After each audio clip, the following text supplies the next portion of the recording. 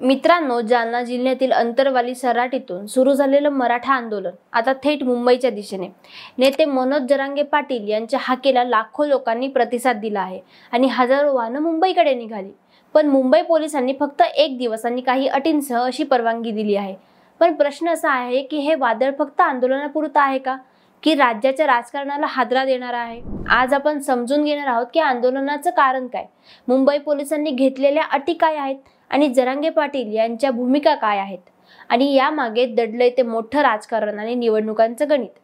मराठा समाजाची मुख्य मागणी आहे की ओबीसी आरक्षणात समावेश व्हावा. पूर्वीही मराठा आरक्षणाच्या मागण्या झाल्या, कायदेशीर लढाया झाल्या, पण सर्वोच्च न्यायालयाने 50% मर्यादेपलीकडचंच आरक्षण रद्द केलं. आता मराठा समाजाचं म्हणणं आहे, आम्हाला कोटा हवा, नाहीतर न्याय नाही.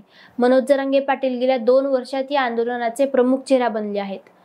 आझाद मैदानावर आंदोलन करण्यासाठी मुंबई पोलिसांनी परवानगी दिली आहे, पण अटींसह. फक्त 1 दिवस सकाळी 9 ते सायंकाळी 6 पर्यंत. फक्त 5000 आंदोलक परवानगीच्या चौकटीत. जरांगे पाटील यांच्यासोबत 5 वाहनं आणि मैदानापर्यंतच, इतरांना वाडी बंदरपर्यंतच. ध्वनिक्षेपक वापरण्यासाठी पूर्व परवानगी हवी. शस्त्र, लाठ्या, भाले, तलवारी, कडक बंदी. आझाद मैदानात अन्न शिजवणं नाही. स्वच्छतेची जबाबदारी आयोजकांचीच, म्हणजेच कडक नजर, मर्यादित गर्दी आणि मर्यादित वेळ.